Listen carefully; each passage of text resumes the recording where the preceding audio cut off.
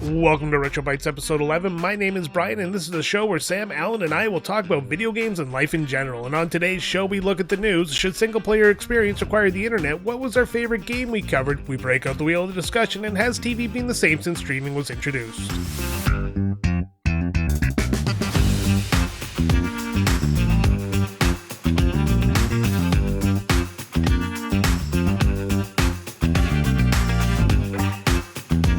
So before we begin the show, head over to linktree/Retrotopia, that's linktr.ee/Retrotopia, where you can find all of our social media, including Instagram, Twitter, Blue Sky, a link to our Discord, and a link to TeePublic, where you can find our merchandise, as well as a link to patreon.com/Retrotopia, where you can join for free and be able to take part in polls, comment on the show, submit comments and thoughts to be read by the host of the show, suggest topics, listen to quick plays, and the extra topic on RetroBytes itself.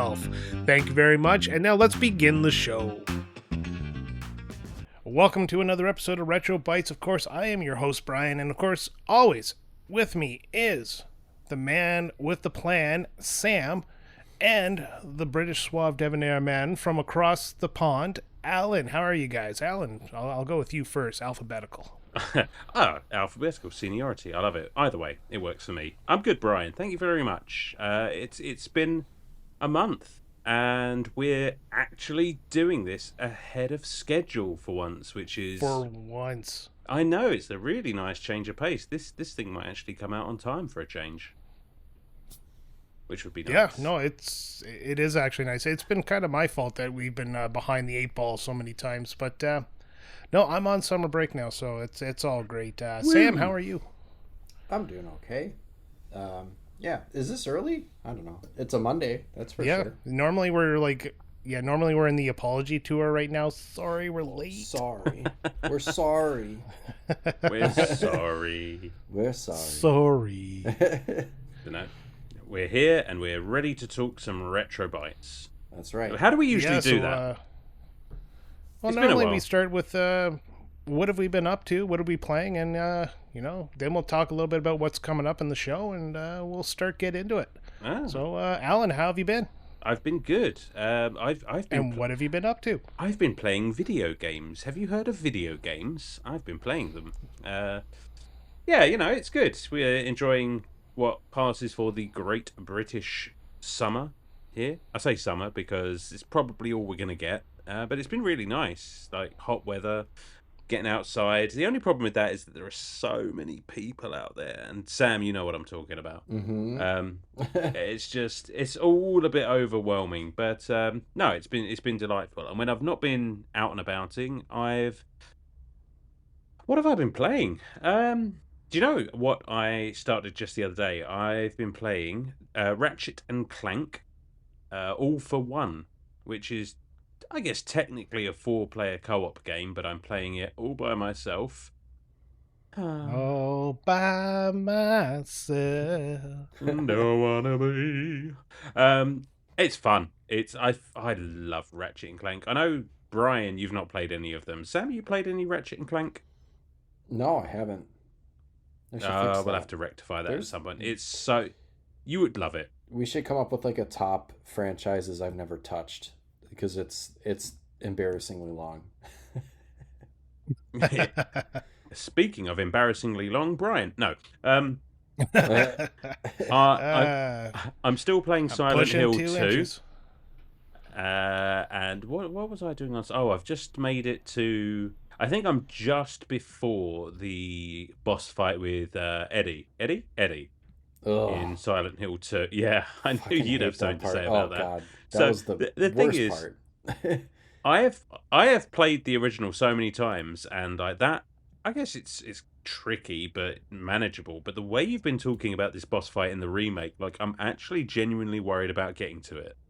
I'd be interested to, once you get to it, I'd be interested to see what you think, because, man, for how out of shape that guy looks, he is like a fucking Navy SEAL. Like, it's ridiculous.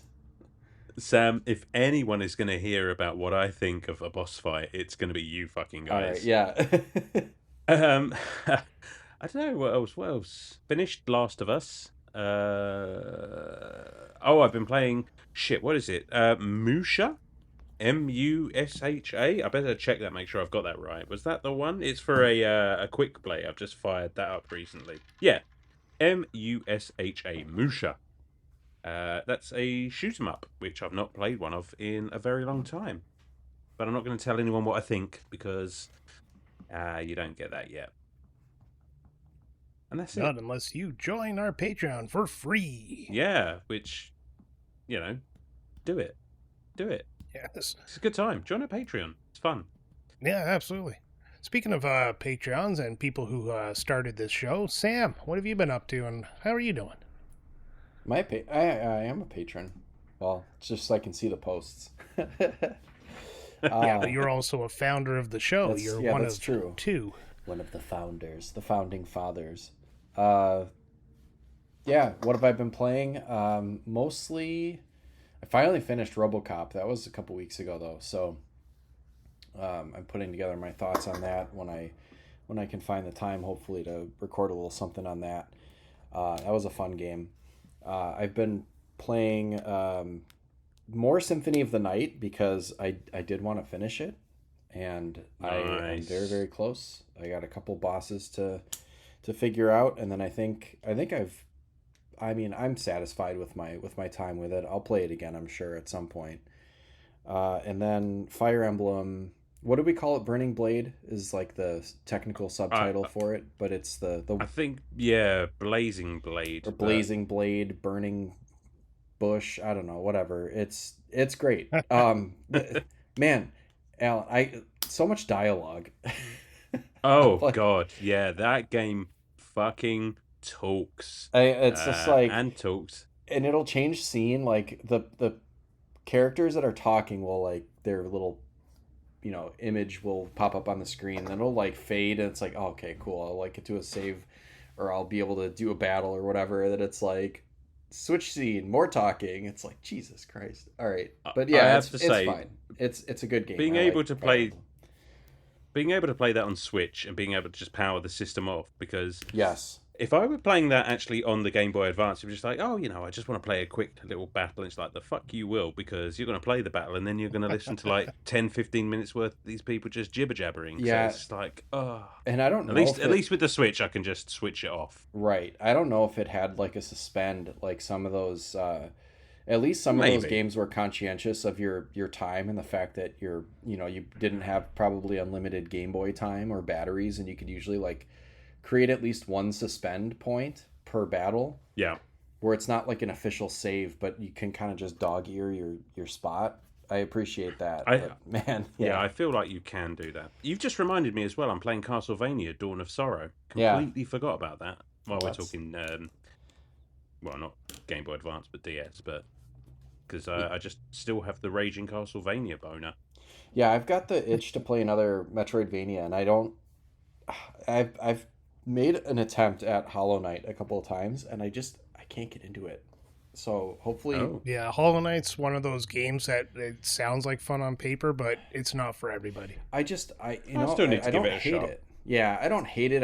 I don't think either time I ever got far enough into it, and then I just set it down and didn't go back to it because I have other things going on. So hopefully one of these days, maybe that'll be my next one. I've got a couple others that are hanging on my systems, and I've got some Castlevanias too, but I've got the itch to... Oh, there's some good Metroidvanias out there outside of Hollow Knight as well. There's like Dead Cells, which is supposed to be really good. Oh, Dead Cells, okay. Might be one to look into. Well, I know I did that first Axiom. I think I have Always Awakening on Steam. That's one that Alan, you played that one, right? For a quick play? Yeah. I mean, don't expect a Castlevania, but it's a cute, fun little Metroidvania. Like, nothing earth-shattering, but I enjoyed my time with it. You had me at cute, so that'll be fun. I don't think... Oh, gosh. Well, I guess we're still kind of working through...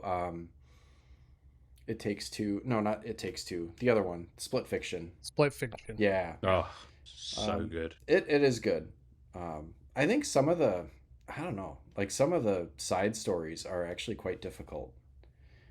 I've noticed that this time around, where, there were some branching paths in those other games.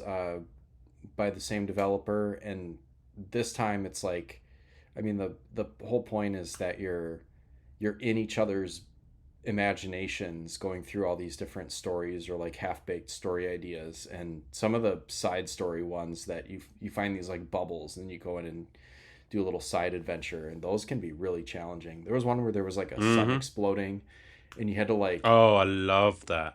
it was neat, but like the end part was, finally I found just a spot where you can go in the menu and just like skip to the next checkpoint. I was just like, fuck this, it's not worth like stressing ourselves out trying to like coordinate this stupid like I had shield no or idea whatever that was a thing. Yeah, you can skip ahead one checkpoint, That's which is handy. I mean, it's just, I don't know. I am so glad that I did not know about that.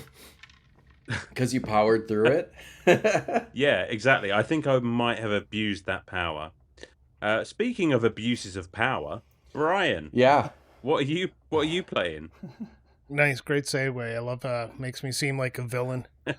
Just because I yell at you guys before we start recording does not mean I'm the asshole. No, but it does turn me on. But yeah, no, it's my wife's gone for the week, so I have the whole week to myself without that ying ying ying ying in the ear that comes from me pissing her off. But it's supposed to be sunny this week as well, which is the worst time for my gaming habit, because when it's sunny and clear, I like to be outside going for walks or just generally enjoying that vitamin D that you get from it. But no, I guess the games I've been playing, Blueprints, I've been going through that again. I restarted my file now that I know what I'm doing and have a little more awareness. I think that was a mistake because it's not really a game that matters if you have like 100 days into it.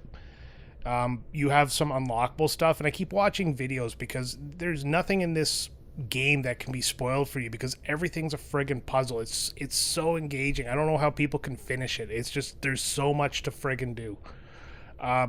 Other than that, I started Final Fantasy for the After Years, and I immediately remembered why I don't like that game. It's very simple. It's because it's broken into episodes, and you always start severely underpowered.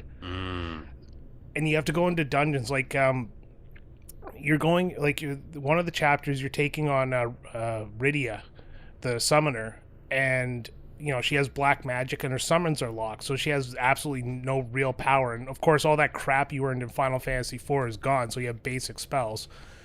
And you go into the sealed cave, which is a later dungeon in Final Fantasy IV, and you get your ass handed to you because you're like level 15 and you need to be level 30 to go through it. So you have to grind to start this game.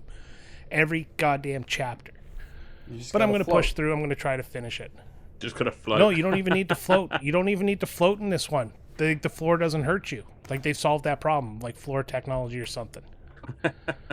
So yeah, it between that and I've been touching back on The Last of Us. I downloaded the remake for PS5, so I've been kind of seeing all that nice graphical enhancements and all the UI enhancements and all that good stuff. But yeah, that's about it. It's what I've been up to. I don't do much during my day-to-day because I'm a bum. I don't have a job, and yeah, I'm still recovering from the high intensity of the end of a school year, so my body just has not found the motivation to do anything.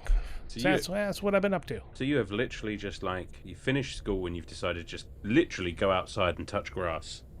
Yeah, basically that, but it's this weirdest thing because I was so high-strung and stressed out from just trying to finish all the assignments that when they were all done, I don't have that stress anymore. Now I don't know what to fill the time with. So I've been kind of keeping up with Adobe Illustrator and learning that and a little bit of drawing and all that kind of stuff, but nothing is really stuck as to my day-to-day yet.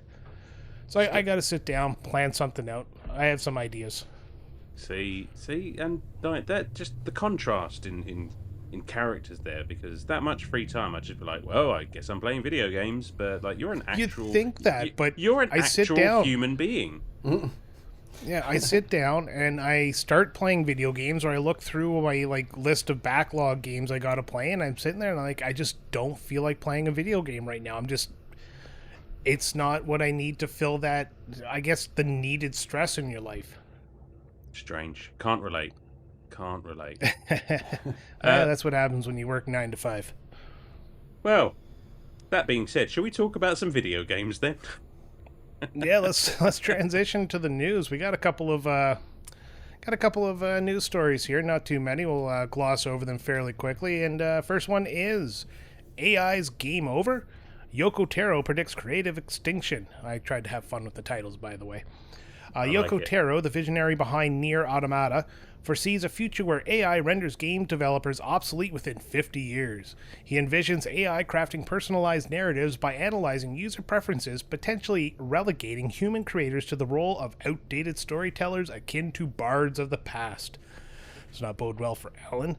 Contrastingly, fellow developer Kotaro Uchikoshi, sorry, friggin' Japanese names, from Zero Escape, acknowledges AI's growing role in game creation, but emphasizes that human originality remains irreplaceable. He argues that AI lacks nuance, creativity, and emotional depth derived from human experiences, essential for crafting compelling narratives. While AI offers tools for democratizing game development, Taro warns of its potential misuse by corporations, leading to a homogenized industry driven by market trends rather than innovation. He humorously suggests that only an alien invasion forcing a return to low-tech development could preserve genuine creativity. As AI continues to evolve, the gaming industry stands at a crossroad between embracing technology advancements and preserving unique human touch that defines truly memorable games. What's your thoughts on this potential of games being AI garbageware? I, for one, welcome our alien overlords. To bring us back, not the AI. Yes. Sam, AI. No, go on. Ugh.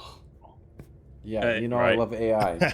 I don't know, like stuff like this happens, and or predictions like this are made, and they don't always come to fruition. I mean, like look back at like the visions of the future you would see in like the 30s and 40s and stuff like that, and I mean, we don't have flying cars, and everyone was predicting stuff like that at some point. So maybe where there's smoke there's fire with AI, but I think the real answer is going to be that it's just going to land somewhere in the middle, like most things do. Yeah, that's a really good answer. I still remember when they said IBM's or somebody from like the 50s or 60s said computers will be the size of an entire building and only the 5 richest kings of the world will ever be able to afford them. Right. And now we have them in our pockets. Right. Yeah. You're absolutely right. It's just going to become something that's part of it. I see AI being incorporated into stuff because, let's be honest, corporations want to really kill the worker and maximize their profits while minimizing the amount of money people get to live off of.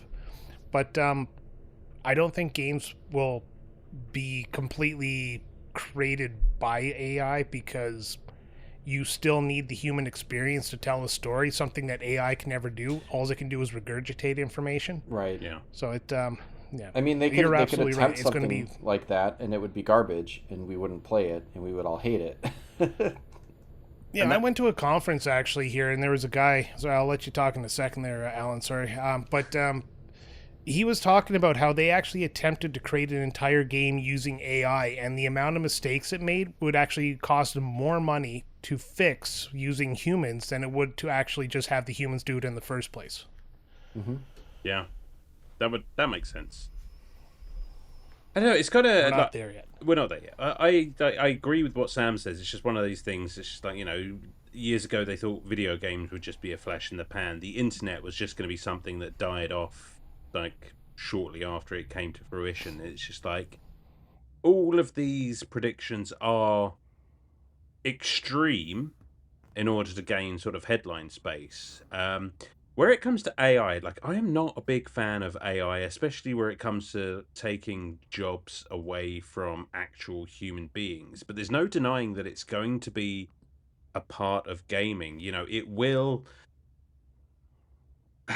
sort of take a lot of the busy work away, which will allow people to focus on other things. The problem is that it's a tightrope because people are the developers and corporations, what have you, are they have to be aware that there is a growing mistrust of AI in society, to the point that people are actively going to, I guess, vote with their wallets. And if it's knowingly AI, people are going to shy away from it. So they have to strike that balance between using just enough to facilitate the human experience, but not replace, I guess, the soul in the artwork, as it were, because people will know the difference. I know it's getting harder and harder, but if there's any doubt whatsoever, people will sort of veer away from what they're putting out. Oh, exactly.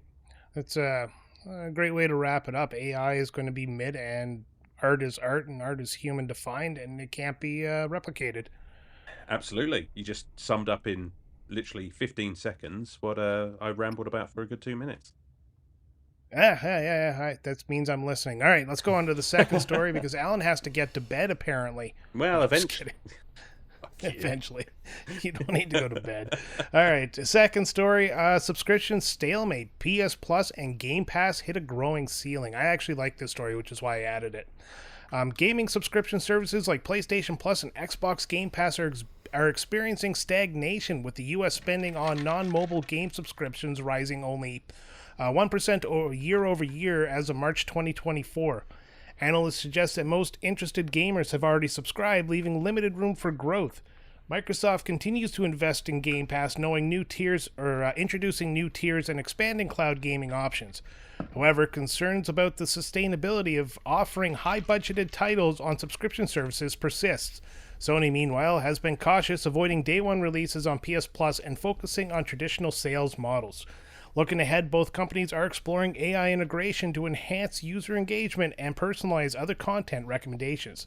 Despite these efforts, the future of gaming subscriptions remains uncertain as the industry grapples with balancing innovation and profitability. Do either of you guys have any services? Yeah, I've got was it PlayStation Plus Essential and was it standard Xbox Game Pass? So nothing fancy. I have to wonder, I wonder if this slowdown has ever happened before, or if we're just seeing sort of peaks and valleys in the subscription model there, because this again could just be another example of doom mongering, because you are going to get like quick growth, you're going to get plateaus, you're going to get dips. I don't know, like, might be too soon to worry about this. That's one way to put it, but I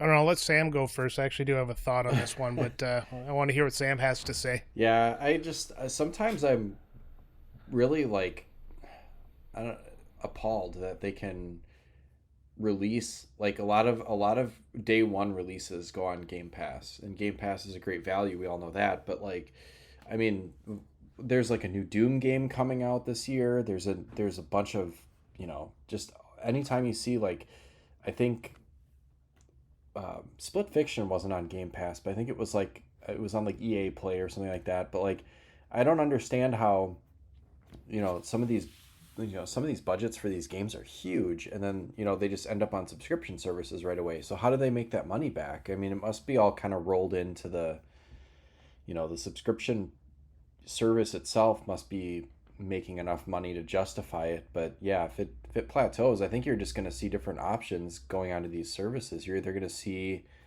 more legacy stuff, which I'm all for, or you might just kind of see stuff, they might back that off of like having day one releases go on these services, which I guess I'm also fine with. I mean, usually I don't get around to a game right away, so Yeah. I don't know if I can add much to this, but like, I mean, I get the subscription services Doom. so I can play the old stuff. Exactly.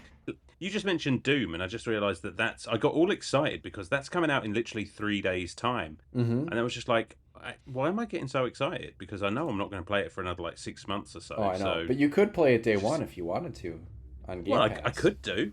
And the reason that they can do that is, of course, it's Microsoft. Yeah, they can afford to do that. There's Sony, obviously, Sony has been cautious avoiding day one releases. I think that's just because they don't have the pockets that Microsoft do. But No, they And need either way, it's enough just people that care about it to buy it at full price when it comes out, Well, and you then guys, eventually they let it you out. guys actually bring up a really good point about the day one stuff, because Xbox Game Pass for me right now is going through a cycle where they've actually put too much shit on too fast. Like they went from nothing, nothing, nothing to just here's a game every week, and it's just I can't keep up, and I've actually shelved games because I it's just overwhelming. I just don't want to look at it anymore. But I'll go back to them eventually. So it brings up Sam's point, is like you're not going to play it for 60 days. Is it really need to be a day one release, or can it be like PlayStation, sell the game normally, and people who want to play it day one are going to spend the money, but people who can wait a year or so will benefit from the service. Yeah. But while you guys were talking, I pulled up some numbers here, and this was actually part of my main point. To date, PlayStation 5 has said they've sold 75 million consoles, where Xbox Series everything has sold about 28 million. Xbox has 34 million Game Pass subscribers because you can subscribe on PC as well, and PlayStation has reported 47 million. So you're pretty much pushing close to, what consoles, I guess you can say, people who are going to pay for the extra gaming, like serious gamers and people who don't just have these for their kids or something. You're kind of pushing the limit. You do have a ceiling on this because nobody's going to buy PlayStation Plus, if they don't have a PlayStation 5. So if you have the 81st million person, he's not going to be buying PlayStation Plus because he doesn't have a PlayStation 5. Yeah, that's true. And that's there right. is, yes. But to say that ties into Xbox doing that whole everything's an Xbox thing, because they realize that that's their ceiling, so they need to just try and get this thing on more screens. And that's why I constantly say that there's not going to be another Xbox console. Maybe there'll be like a little stick or something, but we're just hitting the point where Xbox needs, if they want their Game Pass system to be big, they need it to be on everything and not just a locked into a console or PCs. Makes sense. Yeah. All right. Moving on to our final story. Nintendo's virtual game card restricts simultaneous online play across consoles. Nintendo's recent firmware update 20.0.0 for the Switch introduces virtual game cards, digital equivalent of physical cartridges. This system change means a digital game can now be active on only one console at a time, preventing simultaneous online play of the same titles across multiple Switch consoles, even with different user accounts. Previously, users could designate a primary console, allowing other accounts to access purchased game while the main account played on a secondary device. The new system eliminates this flexibility, requiring users to quote-unquote eject a virtual game card from one console before quote-unquote inserting it into another. A potential workaround involves setting one console offline and enabling another to access the game online. However, this method restricts online features on the offline console. The upcoming Switch 2 may alleviate this issue with its game share feature, allowing certain games to be shared and played online across devices via local wireless connections. Have you guys done the virtual card yet? Mm-mm. I honestly didn't even know it was a thing yet. Yeah, it's on there. Yeah, you have to, yeah. The most recent Switch you gotta update, go into I your can see list the of little games. thing down there. Oh, I looked at it, but I haven't actually tried it. My problem was I was never able to play my games I purchased on my account on my wife's Switch before. Like, I was never able to do that. So I don't understand why these companies think we're going to buy the same game 40 times just because we have 40 Switches in our house. I'm just going to pass the card, like the actual physical game, around. And that's why I switched to buying physical for the Switch. Right. Yeah. Yeah, that makes sense. The only game I've bought multiple copies of is like Mario Kart or Animal Crossing, because I have kids and they want to play it with each other at the same time or whatever, and you need multiple carts to do that. But this makes sense. I mean, look, it's not going to be. I think people are expecting something like this to be like, well, it's a digital copy, so you should be able to copy it as many times as you want, and anyone should be able to play it anytime. And that's just unfortunately not the reality. Like, in order for someone to play your physical copy, you would have to take it out of your Switch and hand it to them. So this is kind of the virtual version of that. I don't know. I get that, but at the same time, if I buy an online game and I have a family account, let's say I buy a Nintendo Switch Online family account, Right. I should be able to have multiple people under my family, and let's limit it to say 6 people max, because you have to have some sort of limit.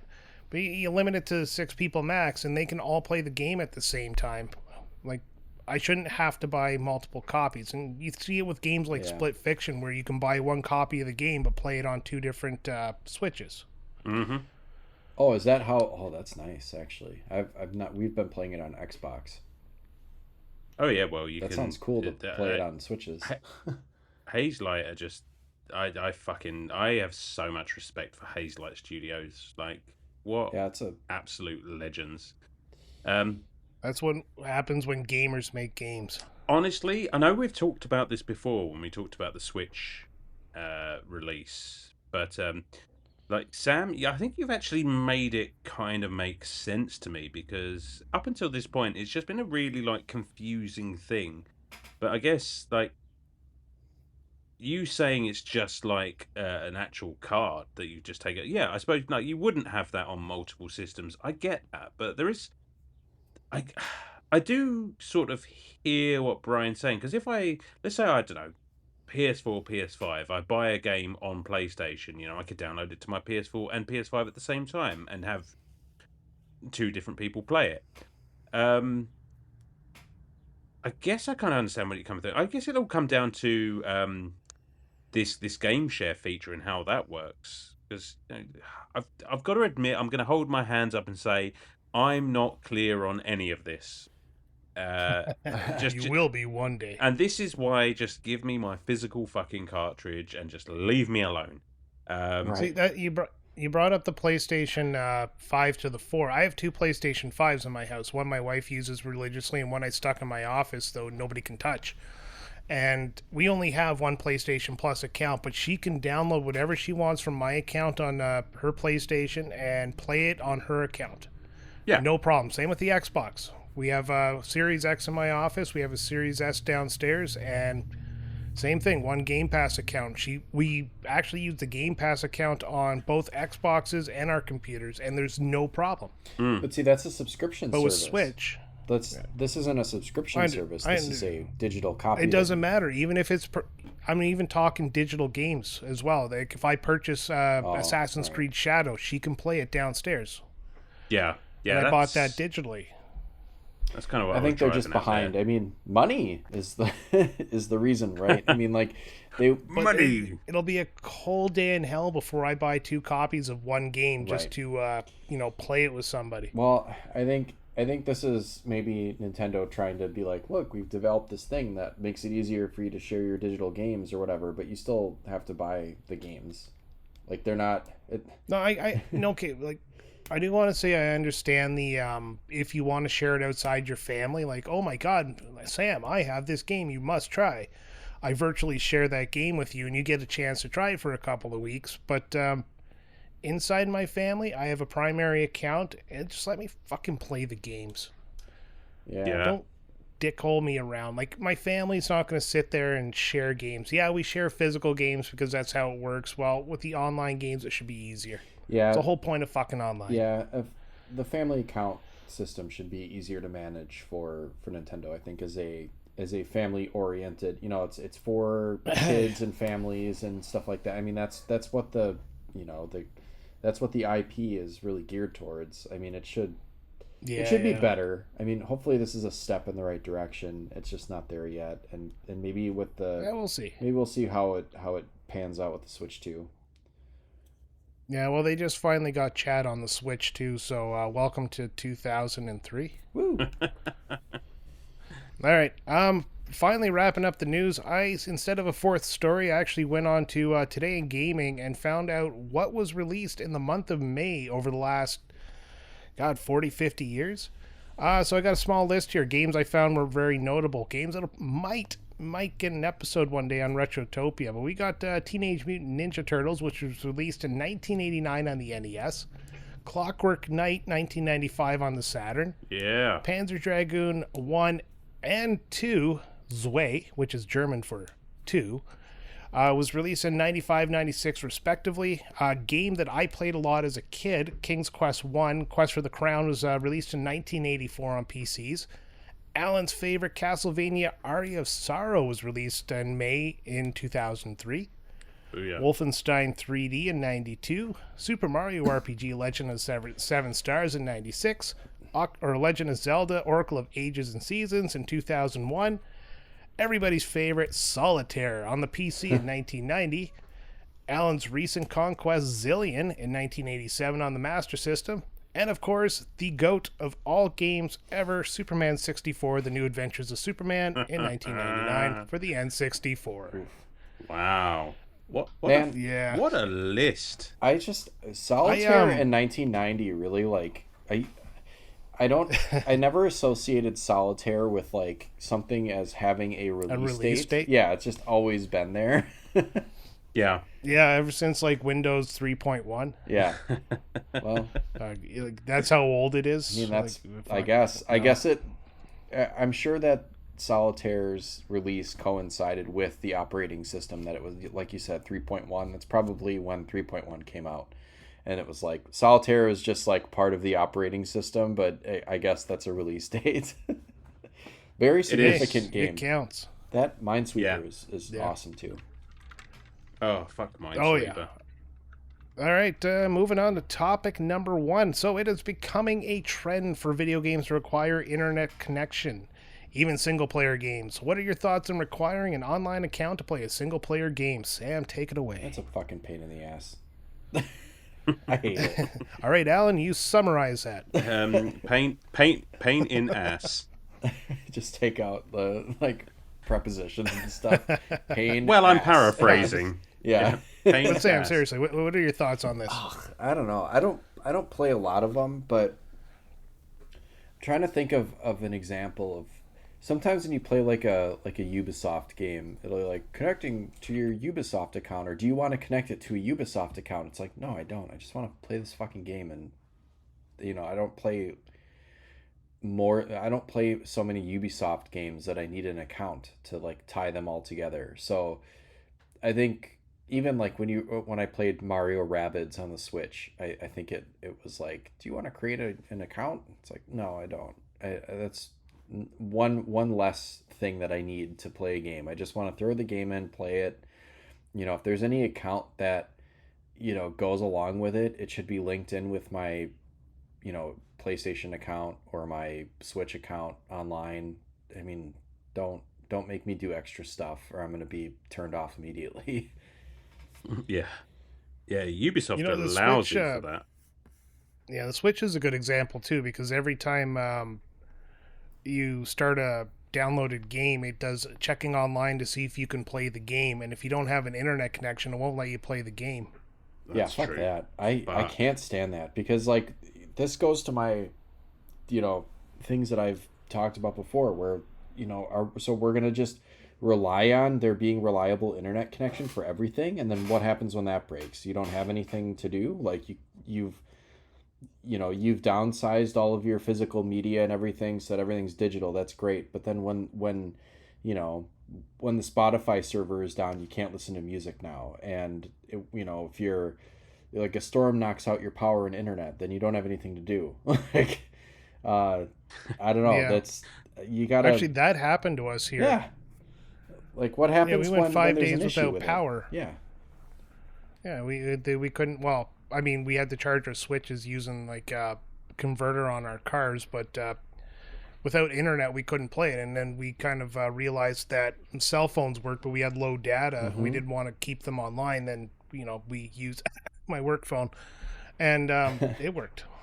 I mean, like, I have a house full of books and physical copies of games and things like that. Like, I don't want to be, tied into some sort of, making sure some sort of network is working, that I'm logged in somewhere, that I have a working internet connection that's fast to do this stuff. Because, that's just inviting, and at the end of the day, it's like, is it a primary need? No. I mean, I'll still eat if I can't play a video game, but like, I'd like to play a video game so that I can forget about everything else that sucks.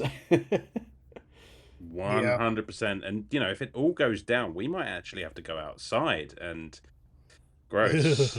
I mean, Well, that's I don't know what you're terrible. talking about. You love a bit of going outside, but me and Sam That's are actually just like, true. we're just hermits. We don't, you know.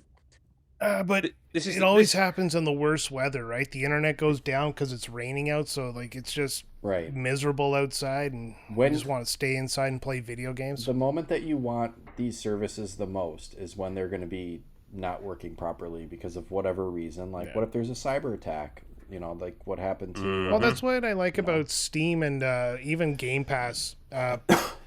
They require always on internet, but they also have the play it offline mode. Yeah. So you can actually download the rights to play it offline for a couple of weeks. Steam, I think it's for until you get rid of the game, but Xbox is for like a week or two, I believe. Yeah, and the Steam storefront is, I mean, going back to that like cartridge sharing thing, like Steam storefront is a nice one too, where you can actually, you know, the social media aspect of Steam, you can have friends or family or whatever on your Steam account, and you can purchase them games if you want to. Like, that's not something like sending a digital game with Nintendo is a nightmare.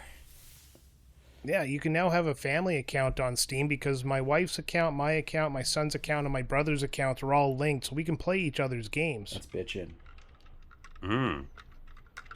So it's we have like so many video games we can play now. It's not even funny anymore. Not if the internet goes out, though. No. Yeah, if the internet goes out, we're kind of fucked because you can't download anything. Alan, you're not a big online player, so what would you do if all your games were requiring online connections? Oh, God, that would suck. I mean, I was probably the last person to go online with my Xbox 360 because I just resisted it for the longest time. And I think it's probably gotten less noticeable with internet getting more reliable. Because even now it's just like, everything's sort of connected. If you asked me to reconnect everything to the internet now, it's just like, I don't know, I cannot remember the person that I was when I set all of this shit up. So if anything were to happen, I'd be fucked, because I'd have to relearn how to set all of this shit up again. It's just a thing that happens as you get older. It's just I get it, I suppose, and like updates and patches and things like that are nice, I suppose, except when you've carved out 2.5 hours to play a fucking game in an evening and you sit down and there's just a fucking multi-gigabyte update, and that's just nothing is more infuriating. Completely ruins your whole vibe. But I don't know, it's just like games requiring an internet connection, it's going to be the thing, isn't it? It's just like, it doesn't matter if I piss and moan about it, it's not going to make a blind bit of difference. I don't necessarily like it, and like Sam says, I have other media, I've got books, I've got all of the fucking retro games that I have that don't require an internet connection. It's just, it is a bit of a pain in the arse, and I'm just going to sit here in my hovel and just yell at a cloud. Yeah, no, it pisses me off too. I mean, I get what they want to do, especially when they want to try to give you updates and advertisements throughout the game. Like, I remember some Need for Speed games had billboards in them that would actually have live advertisements that would change out as they made money, because it's EA, right? Oh, you need that. Yeah. But but no, if I have a single player game and like you said, World War III starts and all the internet goes out, and we have power somehow, and I can't play a video game that's single player because of that. Ridiculous. When all that stuff is resolved, there's a good chance I'm not buying the next game. Yeah, agreed. Because this is the advantage of physical media over downloadable stuff. And we said it before when we talked about like companies yanking the carpet out from under your feet and removing the game that you purchased. Yeah. But it's the same thing with this. If I buy a game and you won't let me play it, I'm not buying a game. I'm renting the experience. Yeah. At your leisure. Absolutely. Yeah, you're purchasing the rights to. It's like have fun. Yeah, purchasing a license for it, and that I'm sure it's buried in the fine print that they can revoke that license at any time or pull whatever. I guess. I'm of the opinion that if they do that, then don't complain when people pirate the game, because if you want people to buy stuff, they want to own it. Yeah. You know, Yeah. sorry guys, you can't play our game because our servers are down. And I'm just like, well, how is that my fucking problem? Right. Yeah. No, bang on. All right. Let's go. We got a question last episode that I think I forgot to add to it, so I threw it in this one. We're not going to be doing questions on RetroBytes anymore on the Patreon. Just it's too hard to get people to, it's hard for us to come up for topics and stuff like that, and I don't think a lot of people were really getting into the whole idea, so we decided to just kind of scrap that for a bit. So the final comment will be from Sergeant Ombre, who says, "Hey all, so far, what has been your favorite game to talk about? I know Sam's is Animaniacs, but I'm curious to know what everyone else's is. Thanks for the hard work." So, in case you guys didn't notice, I actually wrote all of our episodes in a list down at the bottom of our document we're sharing here. Holy shit. Wow. God, that's such a long list now. Yeah. Yeah, it's getting really long, isn't it? So, Sam, what was your second favorite after Animaniacs? Oh, after Animaniacs. Man, God, there's some good ones on here. Oh yeah, there's some great ones. Like, I still remember Super Mario Brothers 2. I actually went back and listened to that episode, our very first episode that we actually called episode 0 because it was supposed to be a preview, and then we just kind of got addicted. Right. You know, like, it is so crazy how far we've come from that point to what we're doing like right now. Like, just the way we're able to converse and think on the fly. God, it's hard to listen to. Oh yeah, because it was way more like notes oriented and kind of not scripted, but yeah, a little bit. Oh, you remember? Yeah. Well, you remember how I used to write those giant ass scripts? Yes. I'm glad we don't do that anymore. Mm-hmm. Let's just get into it. To answer the question though, I think. Oh man, this is tough because there's so many good ones in here. Probably StarCraft. Oh. You love that. Whoa. You love that game though. That is a big Sam game. That. Yeah, StarCraft, and then I think the Pokemon episode was a lot of fun. I think. Well, when did we do Gen 1 Pokemon? That was right after GoldenEye. Oh god, right before Alan. No, it was after Alan's first episode. Yeah. Yeah, so I think those are two that I really enjoyed doing, but. Yeah, I remember that day Danny from Retro Wars schooled us on Pokemon. Right. Like, even you, who has a fair good knowledge of Pokemon, couldn't hold a candle to No, he was teaching me stuff too. Even gosh, he's such a great resource for Pokemon knowledge. Yeah, those were fun ones. I enjoyed those the most, I think. Wow. Alan, I'm just you kind of joined us at Sonic the Hedgehog I for a did. guest spot. I think with Sonic 2 you became a regular? No, before that. I'm just having a look. Is this in order?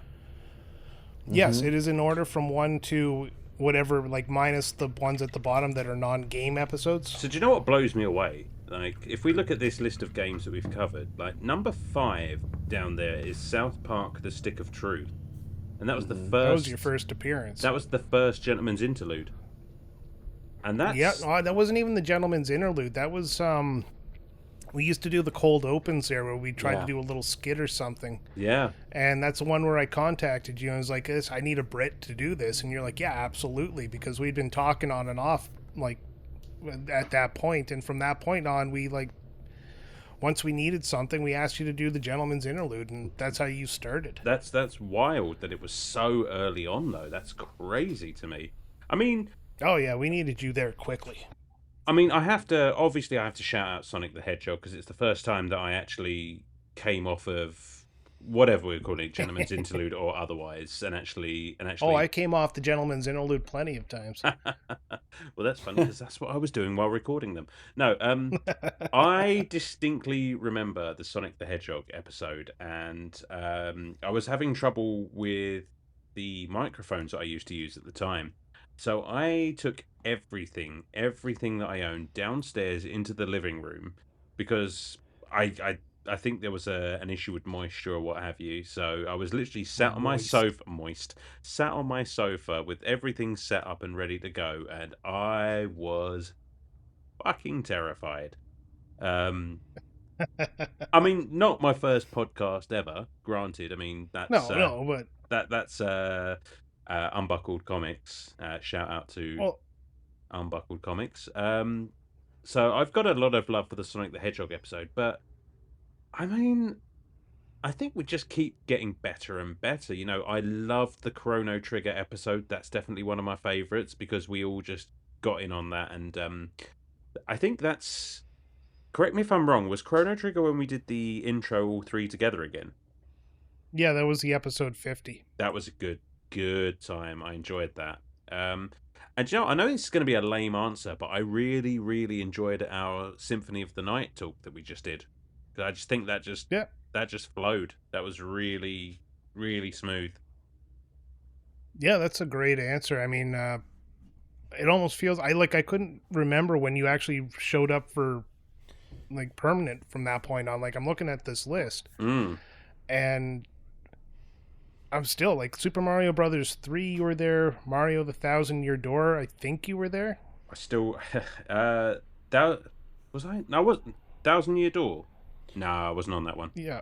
I haven't played that Oh, one you yet. weren't? So it must have been Super Mario Bros. 3 where you became permanent. But no, because you were on Rondo of Blood. Rondo of Blood, GoldenEye before that. Yeah, I think like it's just you started like coming in every so often, and then you became a permanent fixture of our group here. That it's just impossible to imagine this show without you. Aw, I love you too, buddy. Well, I keep thinking, looking at that South Park scene, I can remember in the mountains of Colorado.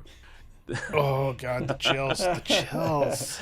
That was my first line on Retrotopia. You know what's funny? A few episodes later on TMNT 4 Turtles in Time, I did an introduction there where I did an old man reading the intro to Turtles cartoon. Yes. As poetry. Yes. And I spent so much time editing that to get it just perfect to sound like he was in a room full of people dining and piano and fuck. I remember that was such a good time. That sounded awesome. Oh man. Wow, fuck for me. God. I think a lot of these episodes I find kind of like very personal to myself because I did a lot of the editing. Oh, you're a beast. Super Mario RPG. I remember I actually took a snippet from one of our fucked up clips and then put it at the beginning of the episode to make a lead in, and I just loved how it worked. If I had to pick a game, I'm probably going to go with those games that I didn't have a strong opinion of before I started, but by the time I was done, I was like just right into it, like Metroid Zero Mission. Oh, good choice. That was fun. Not a Metroid fan, but my God, that game actually hooked me. I got angry, and then we got to that part where Samus gets her like Zero suit, and you're just like the music changes, and just swinging ovaries around and knocking everybody out. Oh fuck yeah! Rocket Knight Adventures I find funny. We had Joe on the show, and we'll have him back eventually, but we just haven't had a chance to really sit down and think about it. I think Sam has something cooking up on that front. I do. But he came on for Rocket Knight Adventures, and I could not finish that game for the life of me. And then I got invited to remember the game, and I played the game again, and I finished it after. And I kept DMing him, letting him know it was my favorite game ever, and then that's how I presented it. I love it. I love it. I love bugging that guy. I mean, let's be honest. I like him a lot. But if we were just not on each other's nutsack all the time, I don't know if we'd be friends. He's the kind of guy I could sit and have a beer with and just joke around. To be fair, that episode just devolved into like us just talking about cocaine-fueled planning sessions and. Oh yeah, that's true. I remember that. I think you know what a Randy great episode Savage was? Turned up. Go on. What's that? No, it's going to be you know what a great episode was? The Legend of Santa and the amount of exposure we got for that one because the developers started contacting you on Instagram, right? Yeah. They were very, very kind, very, very nice, good bunch of people. It's weird to like get feedback from somebody who made the game that you're talking about. It's just like that's kind of fucking wild, isn't it? But they were really cool. Yeah, that was surreal. They made a really cool game. You know, got to hand it to them. And I just wanted to I wanted to say something. Just something about what you said earlier on about you doing a lot of the editing. I would just like to take this opportunity to point out that Brian is an absolute monster when it comes to editing these shows together. Like, you put so much effort into this, and like 99.9% recurring of the gentleman's interludes and things like that. I mean, like, I read the shit, but Brian, you're the one, you're putting the music in, you're like making it, you're just taking it to that next level. So it's like, well, you know, fixing my shitty setup. Exactly. You are literally Brian is the hardest working member of Retrotopia, and it's not even close. And that doesn't say much. Especially for you guys. You fucking pull your pants up. Let's go. I'm not wearing any. No, I'm just kidding. No, thanks, Alan. I love you, buddy. But it's a show, and we all put our parts in. We all put the effort in. We all managed. Actually, like, there's times where I'm sitting there feeling like I'm behind the 8 ball, and then you guys come through and drop a bunch of quick plays there, and all of a sudden we're ahead by a few months, and it's like so easy to work with you guys. Well, listen, we've been going this long. Let's just keep on going. Exactly. All right, to wrap up this one here, I'm just going to say we have 1, 2, 3, 4, 5, 6, 7, 8, 9, 10 episodes that weren't game related so far. They were our 5x5s, which we used to alleviate time when we needed to play a game. And it evolved into, I did a top 10 list, and Alan ranked his games he played in 2024. Were you guys into the top 5 counting list? Because I love them. Like, I honestly love making these lists and actually putting the thoughts into the games I've played before. Do you guys actually like them? The 5x5s? Yeah. Oh, yeah. Love them. Like, they're great. That, like, not only... it's... To make it sound like it's just like a space filler, it's just like that I don't think does it justice, because I think this just gives... Everyone loves a list. Everyone loves a list. And I was very nervous. I can't remember. What did I get in on? I can't remember. Launch games. Where is it? I think it was launch games that I did. Yeah, you did the launch games. And it's just like, I was very hesitant about getting on a 5x5, at least at first. But yeah, as soon as I thoroughly enjoyed it. And that, you know, ranking the games that I played as well was a huge undertaking. And again, that I really enjoyed doing. So yeah, like, we need to throw some more 5x5s in the mix. 5x5s, top 10s. Those are actually some of our top episodes too. That's Everyone fun. loves a list.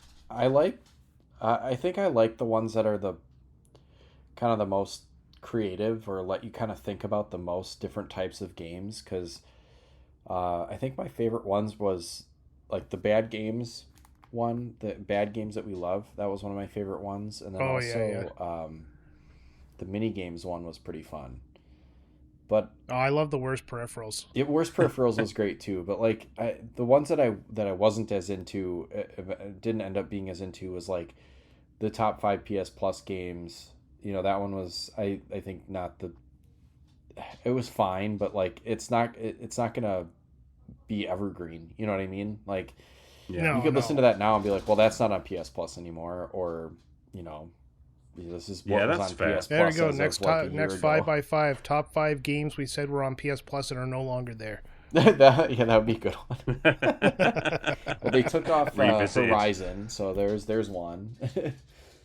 Such a good game.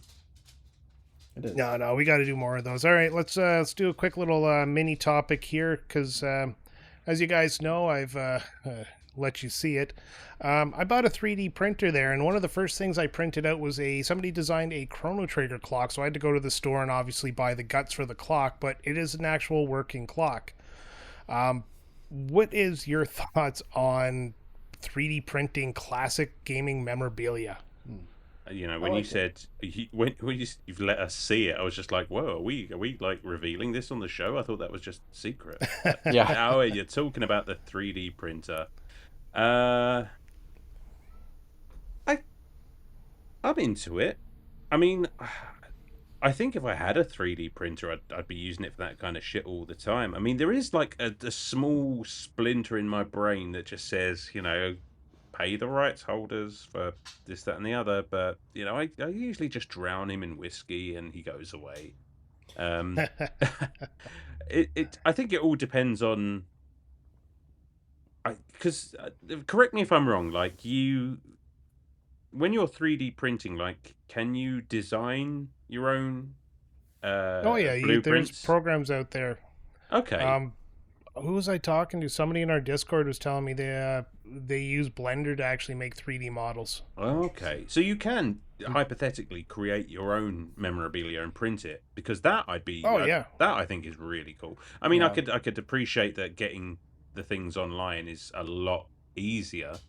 On the whole, We're actually I'm we're into it. printing a part for our dishwasher. We got the filament that's good for high heat, and we're going to print a part for our dishwasher shit. instead of spending $50 to replace it. That's Oh my pretty god, cool. that's coming next. RetroBytes. We're going to find out how that worked out for Brian. Yeah. So Brian, Well, how's your dishwasher? So far, it's working out. We have a little bit to fine tune, but it should be good. All right. My thoughts on it are I don't. You know what time it is? What? No, What? hang on. I have a question, and I also want to hear what Oh. Sam's thoughts are. Sure. Yeah. So I do too. So it's not time for anything. Shut up.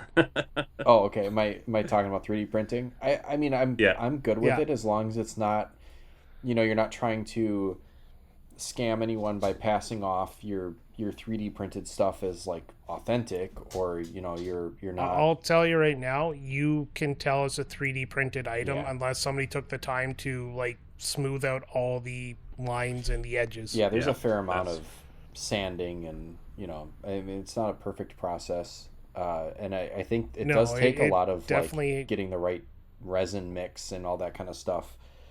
Well, But it's not even that. You just have filament lines. You just feed it through, and all it does, it's like computer aided Oh. drawing. So it draws it like layer by layer. I mean, But it obviously makes like if you have a round object, you're gonna see like the layer lines as you go up. yeah, That's true.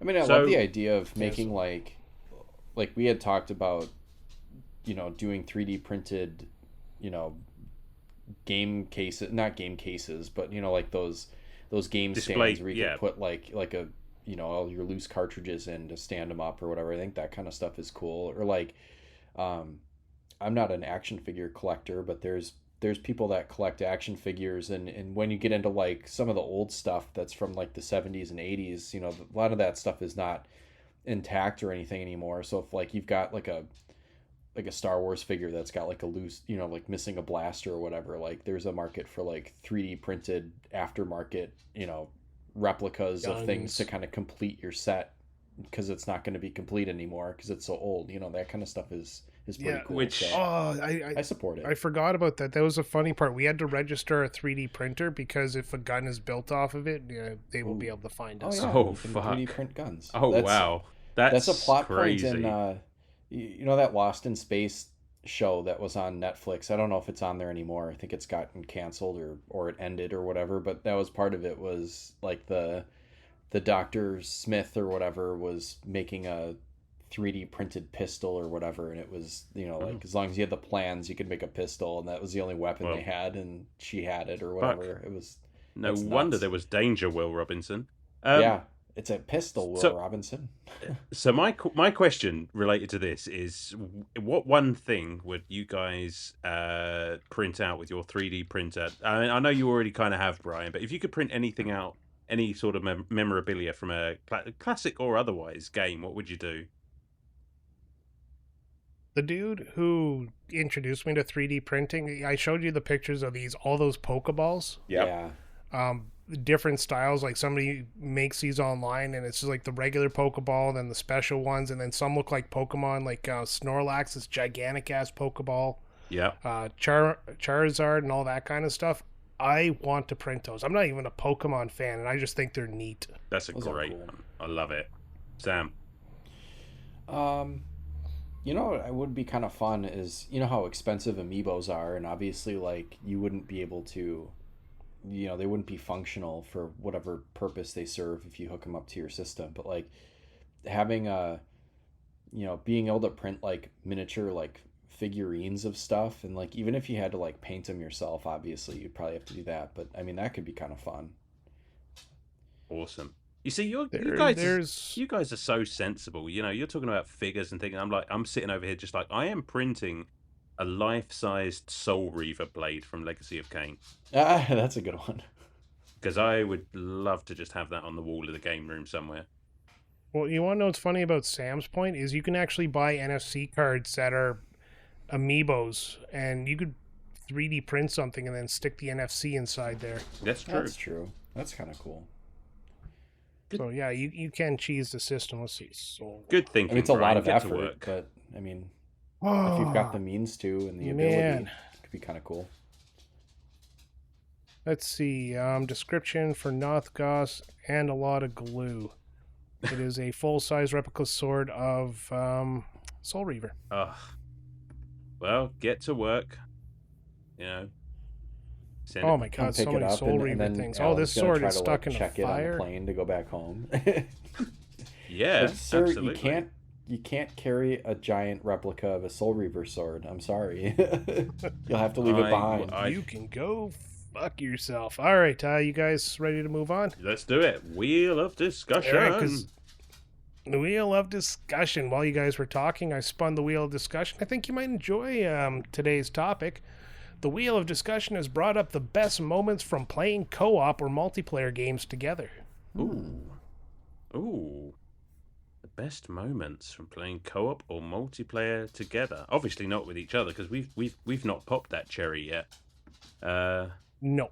And we really should do something about that and televise it for everyone's enjoyment. If only there was some sort of twitching thing to use. I'm feeling rather twitchy. Yeah. Sam, you got anything for this one? You're playing co-op right now. Yeah. I mean, I really did enjoy just the game in general of It Takes Two. I don't play a lot of co-op games, but I guess I'd say that one, or I mean, we're in the middle of Split Fiction, so I can't really say that that's the best one because I haven't finished it yet. I thought. You remember when we used to play? What the fuck's it called?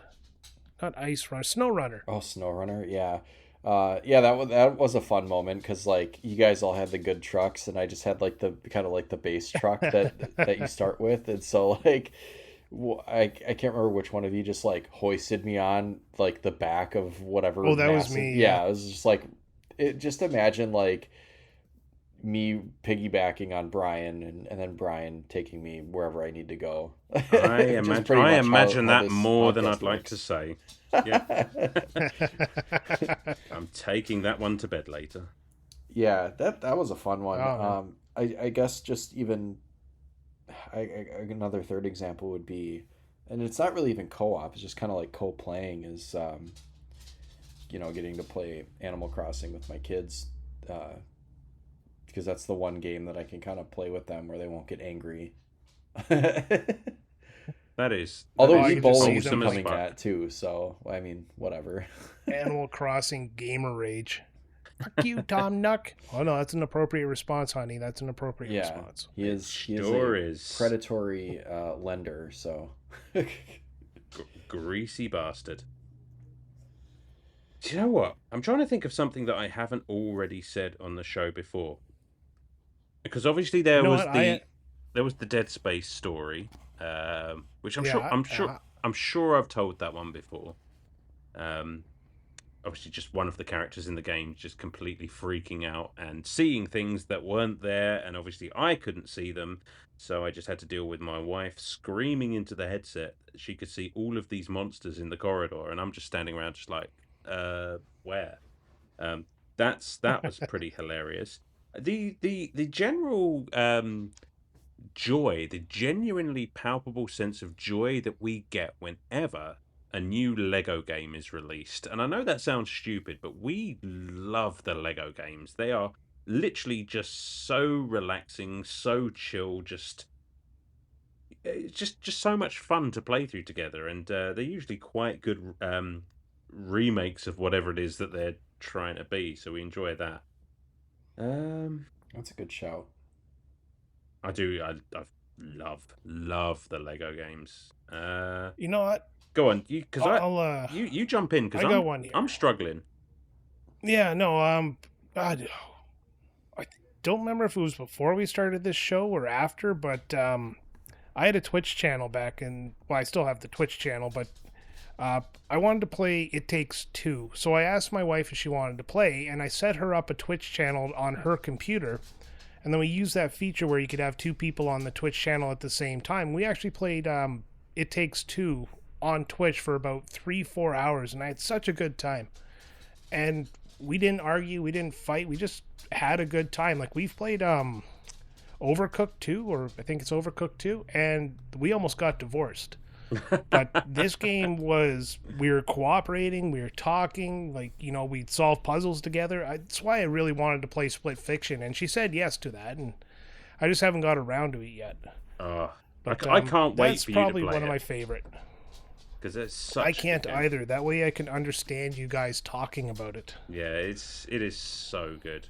Such a good game. Do you remember this part, Alan? No, I want to remember that part. Don't worry. Give it like a month or two and it'll be brand fucking new again, because I don't have a memory that extends anywhere beyond like a few weeks, so. Excellent. Any final ones on this one, Alan? Sorry, who are you again? Yeah, exactly. I'm Sam. You might remember me from such hand jobs as last week. Oh yeah, that was a Hall of Famer. No, I honestly I think I've like mentioned most of our co-op and multiplayer, because I don't play much multiplayer. Both of you play with your significant others quite often. Like me and my wife, we like to game on our own. Oh, we do that too, but. Well, I know, but we don't game together. Like I can't even remember. We played Rainbow Six Vegas 2 a lot online, and that was the last time, because an event happened. I've mentioned the event before, and she stopped playing online after that. And me and my brother, we've had our fights, so I don't really particularly enjoy playing co-op games that much either. So it always warms my heart to hear you guys saying like, oh, we played Silent Hill 2 together, or we played this game together, and it's just like I'm sitting up in my office by myself, eating my bowl of porridge. I was going to mention Silent Hill 2 because I had focused on games that were like actually multiplayer games, but Silent Hill 2 is not, and so that was a good way to play that, where you could just pass the controller back and forth when either of us got too stressed out at whatever was fucking jumping around the corner.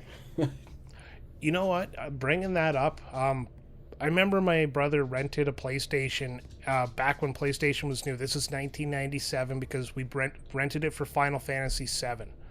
And we didn't know what memory cards were, because they did not exist in the cartridge-based world. Oh, I don't know a lot. And I do not like where this is going. Yeah, we had to play Final Fantasy VII, passing off the controller, I think, for 24 to 48 hours. Ugh. So that we could carry on with the story, and it's a no-die situation, right? And we have a different style of gameplay. We managed to do it. We got up to the pyramid where you get the black materia without ever saving once. Holy shit. And then that's where we had to turn it off, because we had to return the system. And then I bought the game next Christmas, or we bought it together, sorry. And we, of course, now had the memory card with the PlayStation that we owned. And it worked out, because we got to play the game again, and we got to play the parts we didn't play before, because we wouldn't sit there and watch each other. We'd leave the room and go do something else, because otherwise a fight would ensue.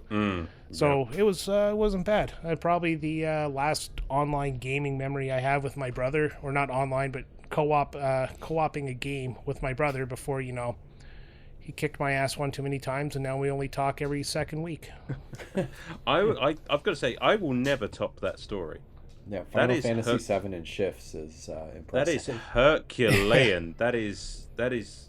Yeah, over a weekend. It's all because we didn't know what a memory card was. They didn't give you a memory card with the console when you rented it.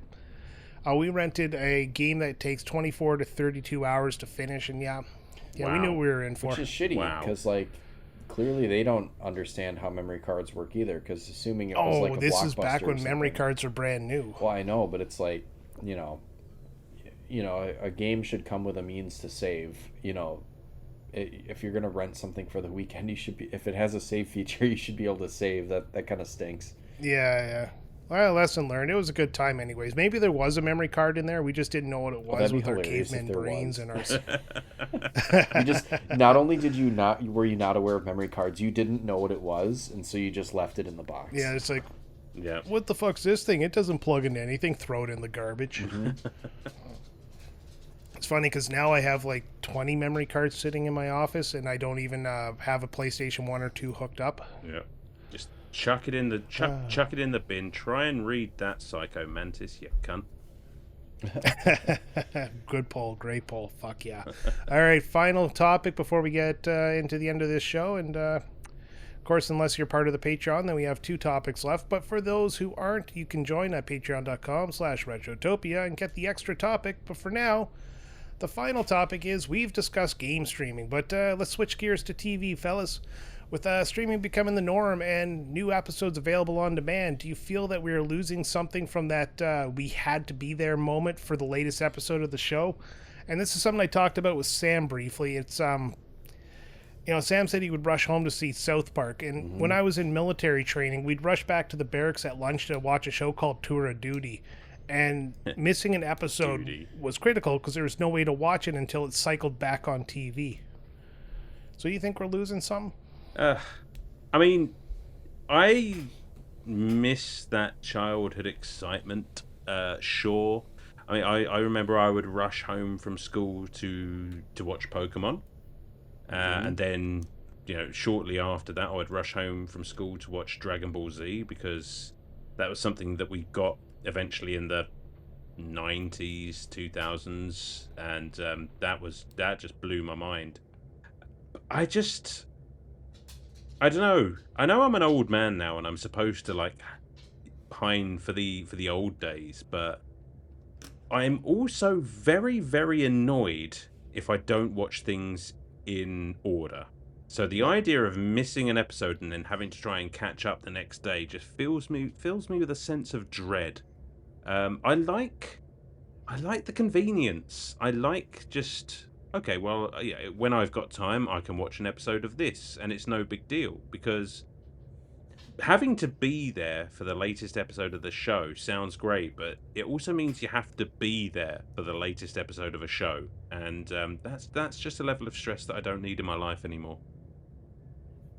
Yeah, I don't miss the stress, but that's for sure. Yeah, the stress is definitely something that's nice that's gone, but I'm not as interested in shows as I used to be because of this. Okay, that's a fair point. There's definitely a lack of urgency for sure. Yeah, you mentioned Dragon Ball Z. I used to record shows. Like, I actually had VHS tapes labeled, and then I colored pictures on them and stuff like that because I was making collections. And it was, what was it? 3 of them. I can't remember the first anime off the top of my head, but it was Sailor Moon and then Dragon Ball Z, and I had to get home from school at a specific time to catch the first one, and then Sailor Moon and Dragon Ball Z were after, and I missed an episode of that first anime, which is just escaping my mind of what it is, and I just threw away the whole thing. At that point, I knew I now had a buffer to get there for Sailor Moon, and I recorded the whole series that was available on TV at the time. Sidebar, fucking love Sailor Moon.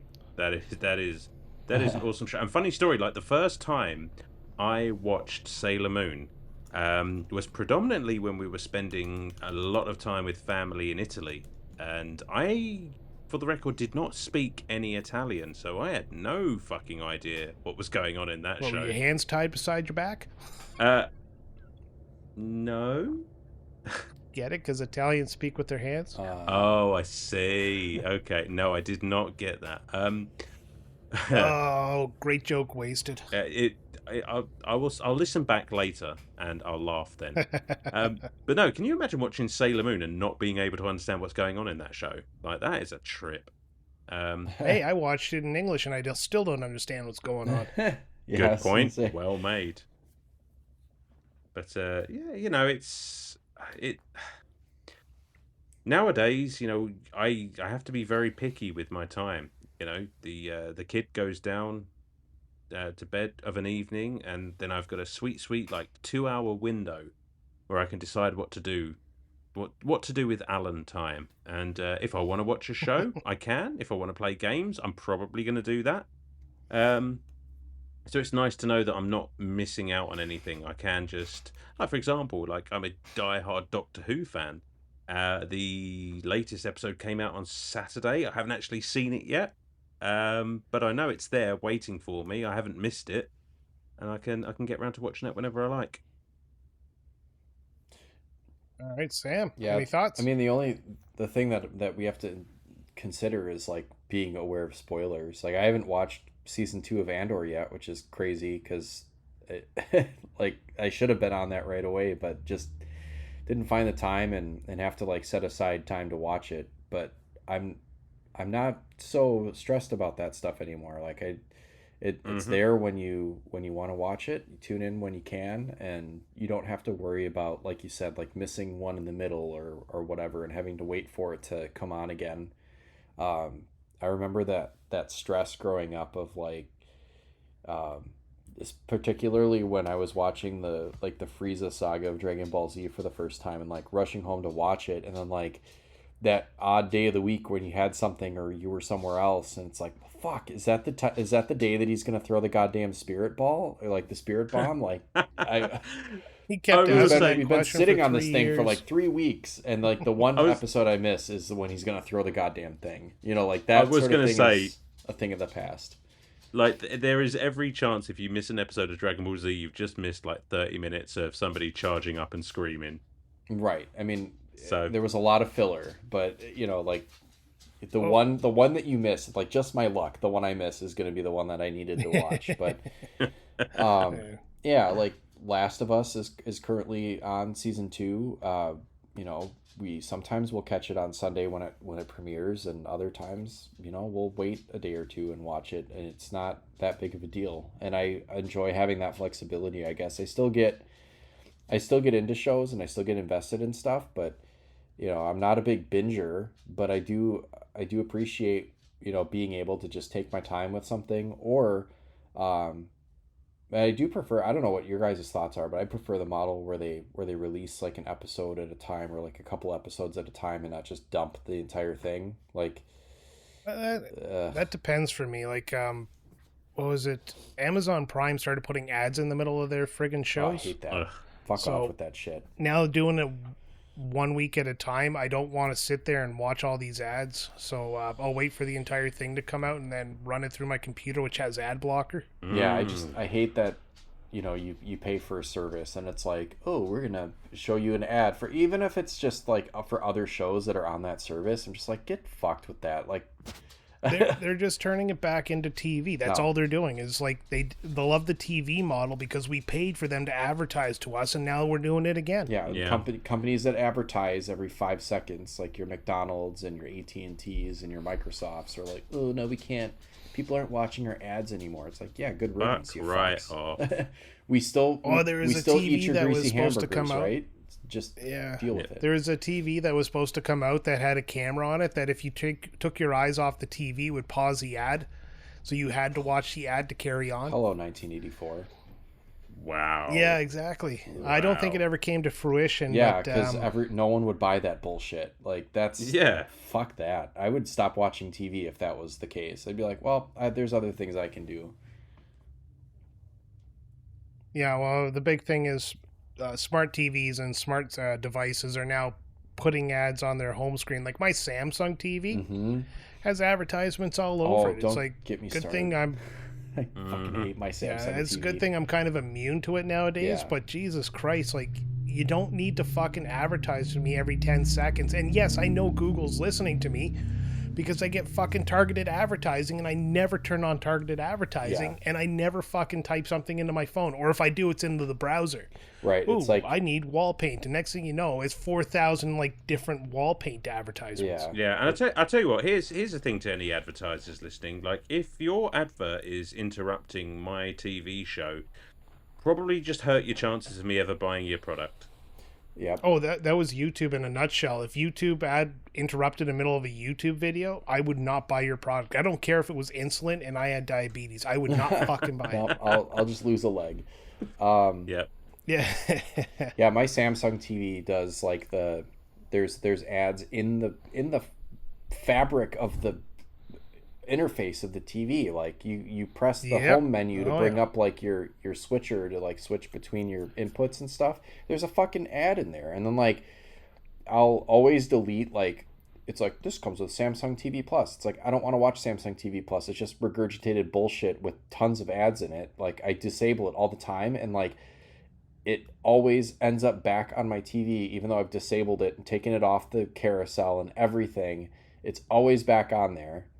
And all of this stuff in a smart TV makes your TV run so much fucking slower. Yes, but one thing I will say is we use a service called Pluto TV. Yeah. And it's free to use, but they have ads. I will accept that. I know what I'm getting into. Yes. I'm not paying for this stuff, but you have a South Park channel that plays South Park 24 hours a day. And the ads are not even that intrusive. Like, you get an ad after the show before the next one, and you'll get one in the middle of the show. That's it. Yeah, that's fine. But don't make me watch like a half hour of ads. No, but I was watching Invincible on Prime, and advertisement before the show starts, about 30 seconds. Then there was a 1.5-minute ad about 15 minutes into the show. Then about 30 minutes into the show, 2-minute ad. And it was like, holy fuck, this is getting annoying. So I finally said, screw it. Like, I don't want to watch this because it's more ads than TV shows. And the worst part is they're not even set up to have ads in the show. So it just cuts off mid-sentence. Yeah, I can't stand the like weirdest podcasts do that too. Like I never want to sell ad space on our show that, you know, allows an ad company just like cut in a random spot and throw in like a pharmaceutical. It's like, no, get the fuck out of here. No, if we sell ad space, it's going to be ad space that we control. That's and it's going to be for products that we actually endorse, and they give us free stuff. That's right. Give us free stuff. That's all. It's what it's about. On the subject of ads, though, and you've just reminded me about like ads cutting into things. Did you guys ever see like the was it Cerveja Crystal beer? Oh yes, yes, I have because like that showed up on a Star Wars podcast I listened to because they like. Whatever country, I think it was like Chile or something like that, like they inserted the ad like into the movie where they would they would cut something that looks like, I don't know, the Emperor's hand, and then like he's got a beer and it would just be like Cerveza Cristal, just like randomly into the movie but like cut in, and I think they got sued by Lucasfilm at the time. It's so but that's fucking perfect. hilarious. I know, it's so it's perfect, funny. And I love it. I love it. Oh, man. And I love how we started this topic about being missing out on TV shows to fuck advertising. Yeah. I don't miss the old TV model at all. I don't miss paying for a basic TV service for like $50 and then having to stack fucking tiers onto it, which always had channels you'd never fucking watch. Then by the time you're done, it's $250 and you're watching Home and Garden or the Food Network. Yeah, right. Yeah, that's it's nice to know that that's a universal experience because yeah, we used to and still do, but like back when I was a kid, we used to have like Sky TV back on the old satellite dish and everything, and yeah, there's just hundreds of fucking channels, and most of them are just like shopping networks and shit like that. It's just like, well, this.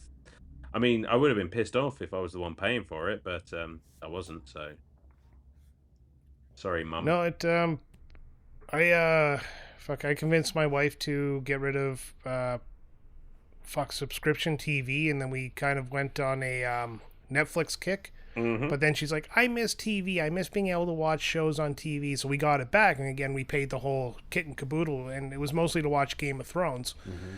And she just spent all her time watching the Food Network and Chopped and all those types of shows.